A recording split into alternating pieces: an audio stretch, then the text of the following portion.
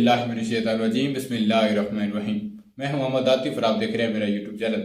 आज इस वीडियो के ऊपर हम रिएक्शन करने जा रहे हैं वो साकिब रज़ा मुस्तफ़ी साहब की एक वीडियो है जिसमें बहुत भी खूबसूरत सा बयान है कि जिन घरों में बरकत नहीं आती उसकी क्या वजह है।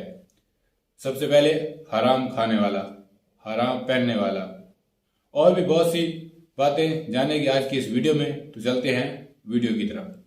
हमारे पास जब लोग आते हैं और वो दाखिल तरीक़त होते हैं तो हम जो बुनियादी चीज़ें उनको बताते हैं तो उनमें से एक चीज़ ये लाजमी बताते हैं कि रिज़्क पाक नहीं होगा तो बातिन रोशन नहीं होगा। ये बुनियादी बात है।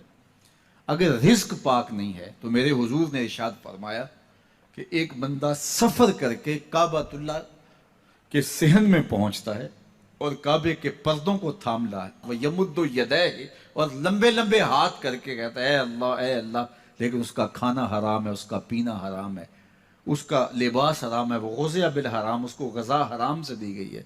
मेरे हुजूर ने फरमाया उसकी कोई दुआ कबूल नहीं होगी। सफ़र किया, जंगल पहाड़ काटे, समुद्रों को पाट करके आगे गया, हवाओं के कलेजे चीर के आगे बढ़ा, महीनों की मसाफतें तय करके गया और काबतुल्लाह के सामने खड़ा है, सेने हरम में मताफ में खड़ा है, लेकिन उसका जिस्म हराम से पला है। उसने जो पहना है उस लिबास का ताना या बाना हराम का है, उसको गज़ा हराम की दी गई है, उसने पिया हराम का है, उसने खाया हराम का है, तो फिर उसका ये सारा सफ़र रायगां चला जाएगा, उसको कुछ नसीब नहीं होगा। तो सबसे पहली शर्त इस उन्वान से अक्ल हलाल है। उसके बाद फिर सिद्क़े मकाल है कि आपकी ज़ुबान झूठ ना बोले। जब कोई शख्स झूठ बोलता है, रूहानियात तो दूर की बात है, अल्लाह के फरिश्ते उससे 1 मील दूर हट जाते हैं। जब कोई शख्स झूठ बोलता है तो हदीस पाक में आता है उसके मुंह से एक ख़ास किस्म की बदबू निकलती है। उस बदबू को हम नहीं सूंघ पाते लेकिन फरिश्ते सूंघ लेते हैं, चूँकि फरिश्ते इंतहाई हसास मखलूक है और वो झूठ की वजह से निकलने वाली बदबू को सूंघते हैं। अल्लाह ने हज़रत इमाम आज़म इमाम अबू हनीफा रदी अल्लाह ताला अन्हु को ये बसीरत अता की थी और ये बातनी नज़र बख्शी थी कि जब कोई शख्स वज़ू करता था तो उसके वज़ू के पानी से पहचान लेते थे कि ये किस गुनाह का मुजरिम है। जब बंदा वज़ू करता है तो वज़ू से हाथों के गुनाह झड़ते हैं, मुंह के गुनाह झड़ते हैं, तो वो वज़ू के पानी से इस बात को महसूस करते थे। अल्लाह ने उनको वो बसीरत अता की थी, लेकिन उन्होंने अल्लाह की बारगाह में अर्ज़ की, मालिक मुझसे ये चीज़ छीन ले, ये चीज़ मुझे नहीं चाहिए। लोगों के बारे में जो है वो ऐसा गुमान फिर पैदा होता है। तो फरिश्तों को अल्लाह ने वो हसास जो है वो पाकीज़ा वजूद दिया, उनकी हिस्स ऐसी है कि वो बदबू जो इंसान बोलता है और लफ्ज़ों से जो असरात निकलते हैं वो महसूस करते हैं। तो जब कोई शख्स झूठ बोलता है तो उसके जिस्म से, उसकी ज़ुबान से झूठ के साथ बदबू निकलती है।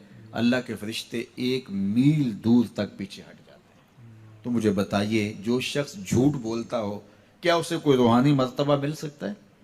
ये सोचा भी नहीं जा सकता, ये इम्कानात से ही नहीं है। अल्लाह के महबूब अलैहिस्सलाम से पूछा गया कि हुजूर, कोई मुसलमान, कोई मोमिन क्या बुज़दिल हो सकता है? फरमाया नहीं, वो बहादुर होता है, लेकिन हो सकता है कभी उससे बुज़दिली भी सरसद हो जाए। इंसानी कमज़ोरी है, कभी इंसान बहुत ताकत में होता है, कभी इंसान कमज़ोर भी पड़ जाता है। फरमाया हो सकता है कभी उससे हो भी जाए। फिर पूछा कि बुखल कर सकता है?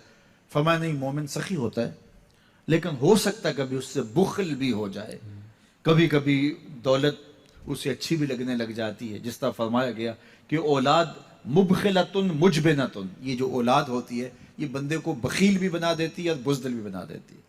जब औलाद नहीं होती तो बंदा सखी भी होता है और बंदा जो है वो मुश्किल हालात में भी कूद जाता है, लेकिन जब औलाद होती है तो फिर मुश्किल हालात में कूदने से पहले सोचता है मेरे बच्चे हैं, यतीम हो जाएंगे, उसको ये ख्याल आता है।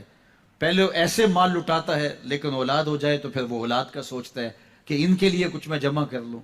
तो औलाद फरमाया मेरे हुजूर ने कि मुबखिला व मुजबिना, ये बखील भी कर देती है और ये कमज़ोर और बुज़दिल भी बना देती है। तो मोमिन होता बहादुर है, लेकिन हो सकता है कभी उससे बुज़दिली भी हो जाए। मोमिन सखी होता है, लेकिन कभी हो सकता है उससे बुखल भी हो जाए।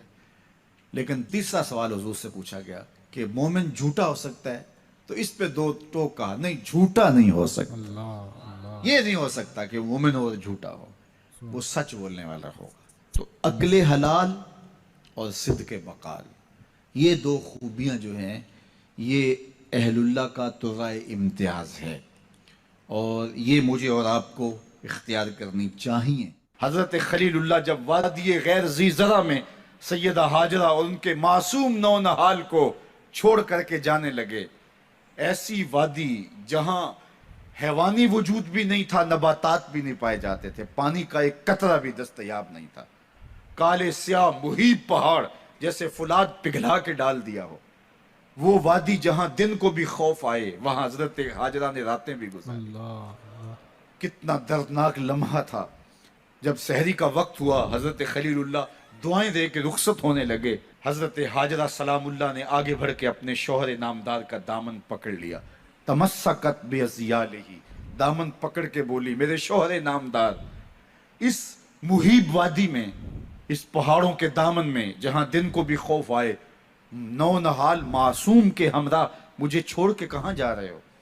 حضرت خلیل اللہ نے کوئی جواب نہیں دیا، پھر قدم اٹھایا تو زوجہ نے پھر دامن پکڑا، پھر وہی سوال، پھر کوئی جواب نہیں آیا، تیسری مرتبہ دامن پکڑا، خلیل اللہ کی جانب سے کوئی جواب نہیں آیا، تو خاتون خود بولی، کیا اللہ کا حکم تو نہیں؟ تو حضرت خلیل اللہ نے کہا نعم، ہاں اسی کا حکم ہے۔ حضرت ہاجرہ نے دامن چھوڑ دیا، کہا جائیے، خیر سے جائیے، اگر اس کا حکم ہے وہ ہمیں ضائع نہیں ہونے دے گا۔ جہاں دن نہیں گزارے جا سکتے تھے، پھر اس خاتون نے وہاں راتیں بھی کاٹی، وہ وادی جس میں وحشت بھی قدم رکھتی تھی ڈر ڈر کے، جہاں پھرتے تھے آوارہ تھپیڑے بادے سر سر کے، جہاں پر گھاس اگتی ہے، جہاں نہ پھول کھلتے ہیں، مگر وہ سرزمین ہے آسماں بھی جھک کے ملتے ہیں۔ اپنی پاک باز بیوی اور نونہال بیٹے کو چھوڑ کے حضرت خلیل اللہ دعائیں دے کے رخصت ہو گئے۔ تھوڑا سا توشہ تھا، 2-1 دن کے بعد ختم ہو گیا، پھر ماں کی چھاتی سے دودھ بھی خشک ہو گیا، نونہال پیاس سے تڑپنے لگا، ماں تو پھر ماں ہوتی ہے، تڑپتی ہوئی ممتا کا دل بے قرار ہوا۔ ایک پتھر کے سائے میں معصوم اسماعیل علیہ السلام کو لٹایا اور پانی کی تلاش میں جبل صفا پہ چڑھی، اطراف میں آسمانوں کی طرف دیکھا، کہیں کوئی پرندے اڑتے دکھائی دیں اور پانی کا نشان ملے اور میں وہاں سے بیٹے کے لیے 2 بوند لے آؤں، لیکن کچھ دکھائی نہیں دیا۔ تا حد نظر پھیلا ہوا آسمان ہی آسمان ہے اور پہاڑ ہی پہاڑ نیچے دکھائی دیتے ہیں۔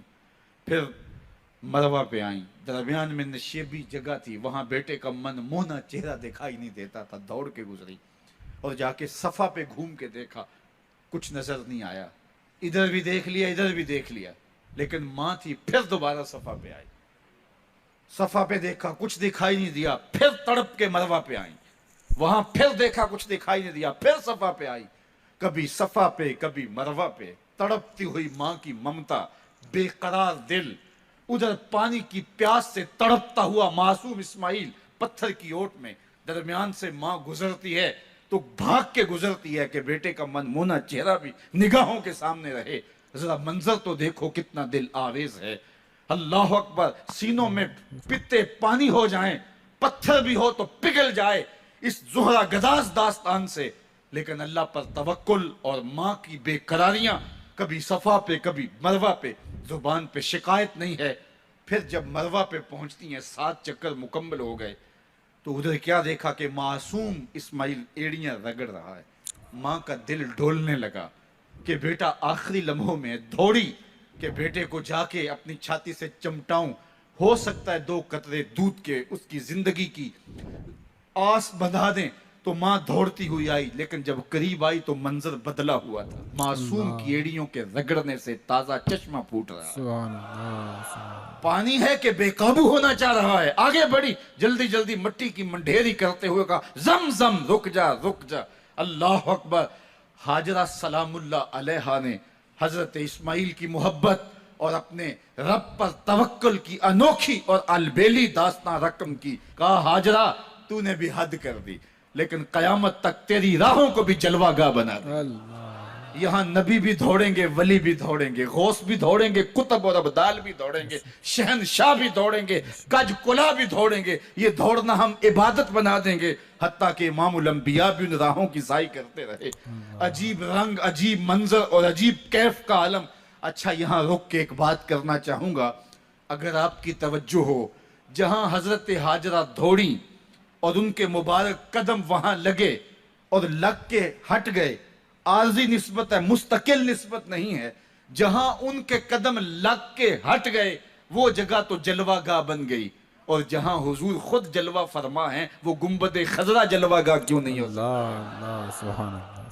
اب یہ پانی جہاں حضرت اسماعیل کے قدم لگے، یہ پانی دنیا کا عظیم ترین پانی ہے، اور پھر اس کا پروٹوکول یہ ہے، اس کو کھڑے ہو کے پیا جاتا ہے. یار یہاں بھی روک کے ایک بات کہہ دوں، حضرت اسماعیل کے قدموں کو چھونے والے پانی کا پروٹوکول ہے کہ اس کے لیے کھڑے ہو جائیں.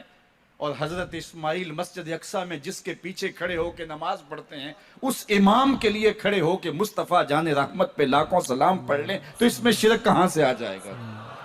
تو یہ تکریم ہے، یہ عزت ہے اس پانی کی کہ اس نے حضرت ذبیح اللہ کے قدم چھوئے ہیں. تو یہ سارا حج، اللہ اکبر، ہمیں ہمارے ماضی. اللہ اکبر. بہت ہی خوبصورت ویڈیو، اور جس میں ہمیں جاننے کو ملا کہ جب انسان جھوٹ بولتا ہے تو اس کے منہ سے ایک ایسی بدبو آتی ہے کہ فرشتے 1 میل دور ہو جاتے ہیں. جو بدبو ہم تو نہیں سوکھ پاتے لیکن وہ فرشتے سوکھ لیتے ہیں، کیونکہ کوئی احساس مخلوق ہیں. تو اللہ تعالی ہمیں جھوٹ سے بچائے اور حرام کھانے حرام پہننے سے بچائے.